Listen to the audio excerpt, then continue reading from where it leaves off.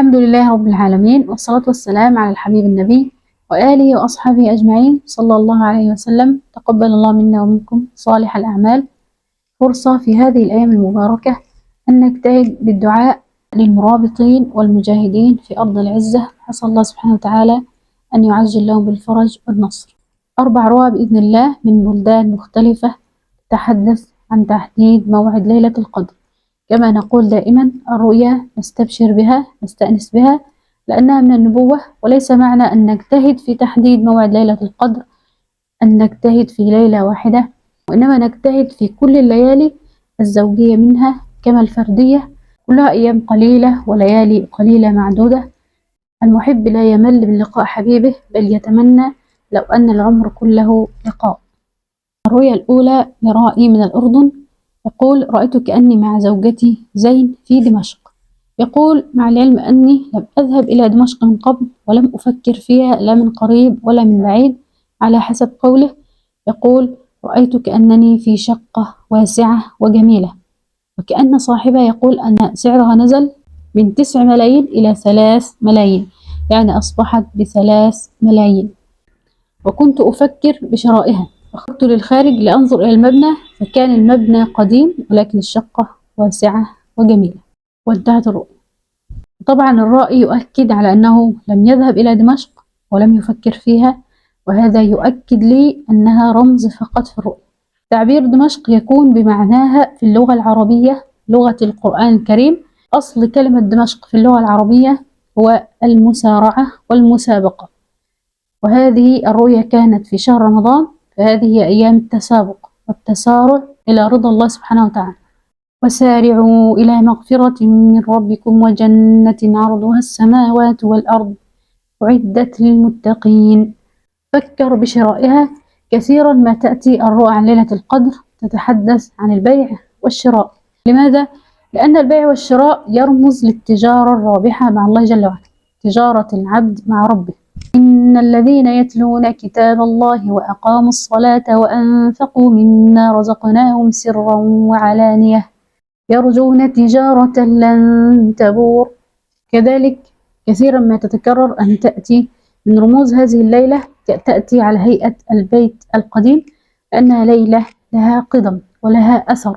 نأتي إلى الرقم 3 ملايين، كأنها نزلت من 9 إلى 3 ملايين. 3 ملايين من اللين، يؤخذ من اللين، وهي الليلة التي تلين فيها القلوب إلى ذكر الله جل وعلا، وهي كلمة مقتبسة من آيات القرآن الكريم. قال الله تعالى: الله نزل أحسن الحديث كتابا متشابها مثانية تقشعر منه جلود الذين يخشون ربهم ثم تلين جلودهم وقلوبهم إلى ذكر الله.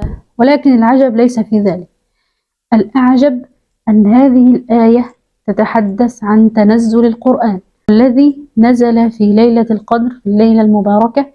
والأعجب والإعجاز أن هذه الآية رقمها في المصحف 23 في سورة الزمر. الرؤية الثانية هي لرؤية من مصر.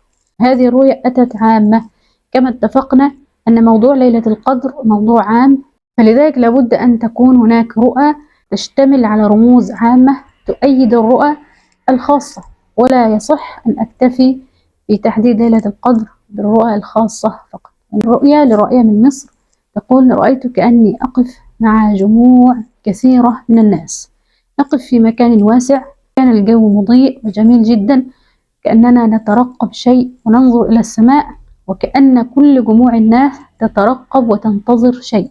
يقول: فرأينا 3 أقمار. أولا قمر كأنه قمر صناعي، ثم الثاني هلال، ثم الثالث قمر بدر مكتمل. تقول أنه لفت انتباهها من ضمن الجموع التي تقف تراقب هذا الأمر وتنظر في السماء، كنت أنا من ضمنهم. ولفت انتباهها أن ثوبي الأسود لامع وشكله جميل. وانتهت الرؤيا.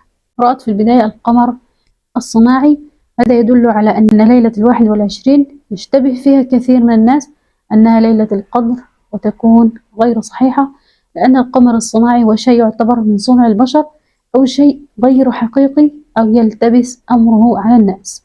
ثم رأت الهلال ويسألونك عن الأهلة قل هي مواقيت للناس والحج. الهلال يرمز إلى ليلة الثانية ويدل على التوقيت، ميقات محدد، لأن الله سبحانه وتعالى جعل الأهلة تحدد مواقيت العبادة للناس.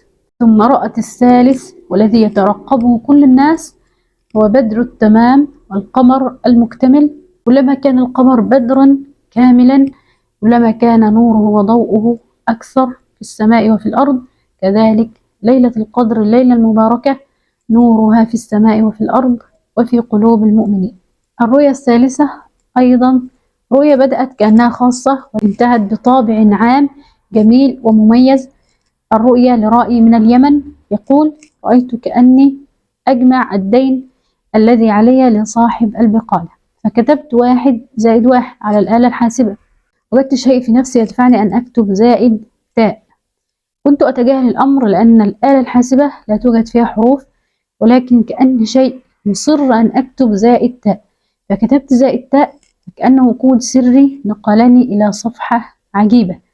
ثم كتبت زائد تاء فانتقلت إلى صفحة أعجب فيها كلام عظيم جدا عن الله جل وعلا. بعد أن قام من النوم نسي هذا الكلام، فكان الشكل النهائي لما كتبت تاء زائد تاء زائد تاء 1+1، وكان الرمز واضح أمام عيني وكأنه سر من أسرار الكون. كان هذا الرمز الذي يشبه المعادلة هو سر من أسرار الكون. سر من أسرار الكون يرمز لليلة القدر، أنها بالفعل هي سر من أسرار الله جل وعلا في هذا الكون. تاء زائد تاء زائد تاء 3 تاءات، يعني في ثالثة تأتي. نكمل تفصيل المعادلة. طبعا المعادلة تاء لم يفصل بين التاء والواحد شيء. في الرياضيات وفي المعادلة إذا كان لا يوجد علامة زائد أو ناقص بين الأرقام وبعضها أو بين الحرف والرقم، يكون المفروض أنه علامة ضرب، علامة فيه. ممكن البعض يستغرب، ولكن الله سبحانه وتعالى يخاطب كل عقل وكل مكان وزمان على حسبه، كما كان العرب في عهد النبي صلى الله عليه وسلم في اللغة والأدب، فكانت معجزة النبي صلى الله عليه وسلم هي القرآن العظيم.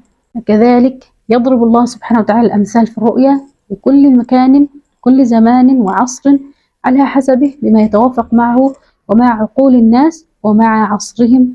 هنا معناها في لا يوجد علامة، إذن فهنا في 1+1 يعني في الاثنين. 1+1 2، يعني الليلة الثالثة في يوم الاثنين ليلة الثلاثاء. لماذا بدأ الرؤيا بأنه يجمع الدين الذي عليه لصاحب البقالة؟ لنا ندين إلى الله بالإسلام. إذا نقول صاحب البقالة يعني بيع وشراء، يعني تجارة مع الله جل وعلا، التجارة الرابحة مع الله جل وعلا، يعني نفس المعنى. الله تعالى أعلى وأعلم. الرؤيا الثالثة أيضا رؤيا عامة ورموزها عامة.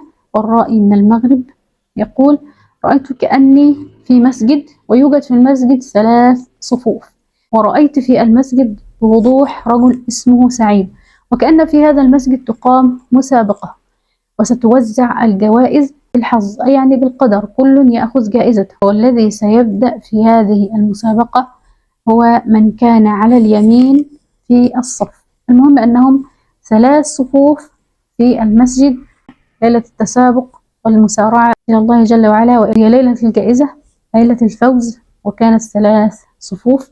نأخذ من ذلك أيضا معنى أنها في الليلة الثالثة. من كان في اليمين سيحصل على الجائزة أولا، لأن الناس درجات في هذه الليلة، منهم من يسبق، منهم من ينال الأجر الأعظم، ومنهم الأقل، وهكذا. والله تعالى أعلى وأعلم. سبحانك اللهم وبحمدك، أشهد أن لا إله إلا أنت، أستغفرك وأتوب إليك.